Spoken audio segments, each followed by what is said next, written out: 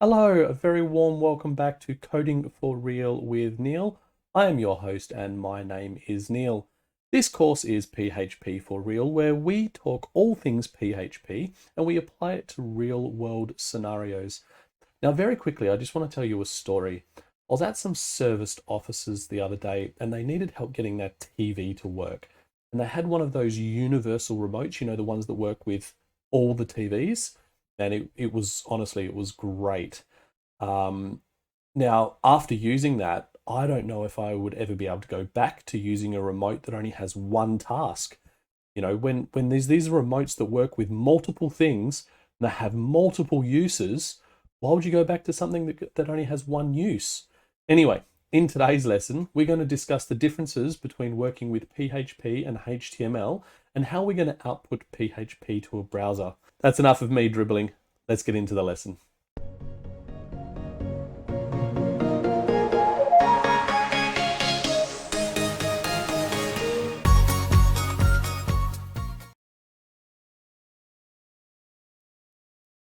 First thing is first. Anytime you write code, and you may already have one of these if you've learned HTML and CSS, but the first thing you're going to need is a text editor. If you wanted to follow along with me exactly as I do, the code editor that I use is Visual Studio Code. So if you open up your web browser and you type in Visual Studio Code, this link here, there's two ways to download it. You can either click on this link, which will open up in a new browser, and then you can download for Windows, which is what I have. You want to make sure you are downloading the latest stable build. If you have another operating system, you click on this down arrow and you can either go Mac OS or Linux there. The second way to do this is you can just hit the download button and then you've got all the links here. Okay, so 64-bit, 32-bit, whatever you need, and you just hit that, download it and install it. Now, because we're using PHP, and PHP is a back-end language, as we discussed in the last video. If you didn't watch that, the link will be in the description. Because PHP is a back-end language, we're going to need to run a web server. Now, the web server that I use is called XAMPP, and this is a free open source web service solution stack. So it's got a whole bunch of technologies included with it. It's got Maria database. It's got Apache, which is the main web server, and it has interpreters for scripts written in PHP and also in Perl, as it says here. Now, to download XAMPP, it's just like any normal download program. You just type in XAMPP, and then you hit download, and then it'll bring you to the link, and you can download for whichever operating system you want to use. And it is that simple. Now, what is Apache? Apache is not the member of the North American people. What is Apache? What is a web server? Let's have a look at this. Apache is actually the most widely used web server software. What is a web server, you say? I can hear you asking that question. It's like, let's read this here. So a web server is like a restaurant host. When you arrive at a restaurant, the host greets you, checks your booking information, and takes you to your table. Similar to the restaurant host, a web server checks for the web page you have requested and fetches it for your viewing pleasure. However, a web server is not just your host, but it's also your server. So once it's found the web page you requested, it serves you that web page as well. Now, a web server like Apache, it's also the maitre d' of the restaurant. It handles your communications, it handles your requests, it makes sure that the other staff or modules in this example are ready to serve you. It's also the busboy, so it cleans the tables, it caches the memory, and it clears all of that out for the next customer. So, I mean, that's huge, right? So imagine going to a restaurant and having one person that did absolutely everything for you. That is essentially what Apache is. Now, the other thing that is included with your XAMPP install is MySQL. MySQL is an SQL database engine software. So it's open source. It's a relational database management system, otherwise known as an RDBMS. So its name, I'm just reading this right here, its name is a combination of my, which is the name of the co-founder Michael Wedenius, it's the name of his daughter, and SQL, which is an abbreviation for Structured Query Language. Now, what MySQL is, if we just click on MySQL and we go to mysql.com, this is a great resource, by the way. Throughout this course, you're going to be hearing me refer to resource or documentation. This is what a documentation is. It's written instructions of how to use software. It's written rules. It's written sets and things like that of how to use the software we're going to be using and how to use the languages that we're going to be using. The main one that I use is called W3 Schools. So W3 Schools is a great resource. Please do bookmark this webpage. You can learn anything you want to learn about programming on this page. So you will already know HTML, or you should already know HTML. If you don't, you can learn it here. You can learn CSS, JavaScript, Python. So we are going to be going through SQL, and I will be releasing another course on SQL and on MySQL. PHP, so this is where I'll keep referring to for PHP documentation. jQuery, everything you want to know, and then down here are some less known. These are like extensions of languages. These are frameworks, things like that. So MySQL is down here, which is an extension of SQL. So that is what I mean when I'm referring to documentation. Now, there are other resources available.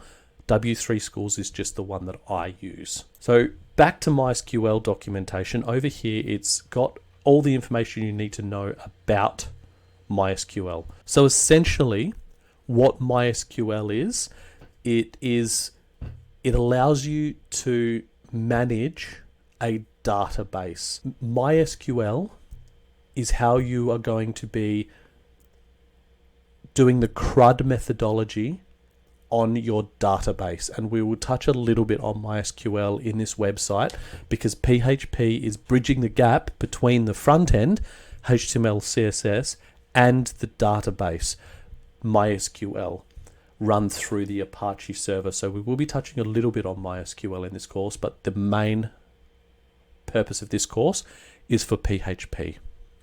But it's good for you to know what MySQL is. Very briefly, I just want to touch on what a structured query language is, just in a little bit more detail. So I've got Wikipedia open here, and just to the query language page. And it says here that query languages, or data query languages, or database query languages, are computer languages used to make queries in databases and information systems. A well-known example is the structured query language. Now, what it means by query, so it's used to request information or to update information. That's what a query is when you send a set of instructions to the database to perform a certain operation. So a query language is exactly that. You are querying the database to return data. You're querying the database to update data. And then SQL is structured query language. The difference being that it's designed for managing data held in relational database management systems. So it's specifically designed for relational databases because it's more structured. So it's, as it says right here, it's particularly useful in handling structured data. That is, data incorporating relations among entities and variables. That's exactly what structured data is. If you do want to know more about SQL, I do recommend jumping on Wikipedia and reading, or you can also go to the documentation at W3 Schools and read a little bit more on SQL. We won't be touching too much on SQL in this course. Hey, this guy again. I just want to talk to you quickly about what a database is, just in case you've never worked with a database. Now, a database is simply a collection of data stored electronically on a computer. Now, the analogy I'm going to make is, imagine an Excel spreadsheet. Okay, I'm sure we've all worked with Excel. And when you create an Excel spreadsheet, down the bottom, you've got tabs. You can create extra pages, right? And within each of those pages, you've got the rows and the columns, or rows and columns, right? Now, a database is essentially a whole bunch of Excel spreadsheets connected together, okay? Imagine that a spreadsheet is a database, and then the tabs down the bottom would be tables, and you assign a name to this table, and then within that table you've got your columns, which are fields, and the fields can have attributes, they can have names, you can assign them data types. We haven't talked about data types yet. We'll get into that in a video soon. And then a relational database is you link all of these tables through what's called primary keys and foreign keys, so that when one is changed, it affects another table.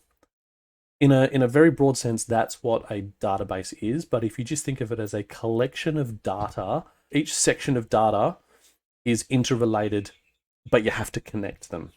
Okay, if that makes sense. I'm probably explaining that really badly, but that's essentially what a database is. I hope that makes sense. So what I do want to show you here is where everything's going to get stored once you've got XAMPP installed. Because it's not going to be, you can't just create a folder to save all of your HTML and CSS files in like you normally would. It has to be stored in a certain place so that the server you're running, which is just a local server, it's not on the internet, so you don't need to worry about it being hacked or anything like that. It's only local to your computer, but you've got to put your files in a certain place so that they have access to the server. And where that place is wherever you installed XAMPP. For me, it's on the C drive under XAMPP. If we go in here, you'll see a folder called htdocs, and that's where you want to put your folder with all of your work. So if we go into htdocs, you'll see in here, here's some of my assessments, but you'll see in here which we've got PHP course.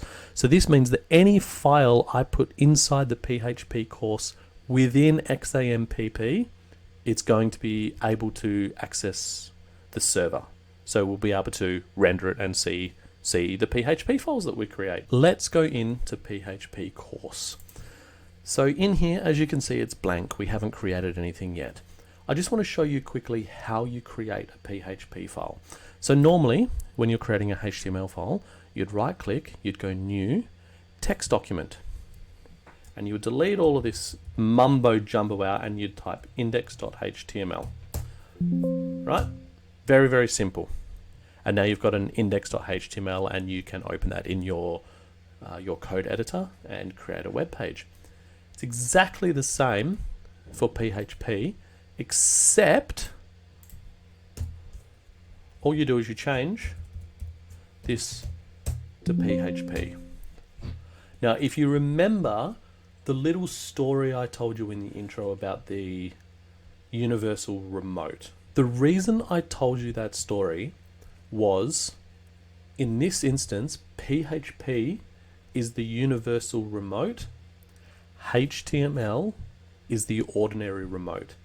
The reason I say that is that HTML will work inside a PHP file. However, PHP will not work inside of a HTML file. The web browser will not interpret any PHP inside of a .html file.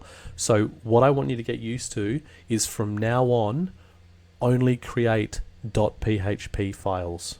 Now, I know some people are going to get upset by that, because if you're not doing any back-end work, you still can create .html files.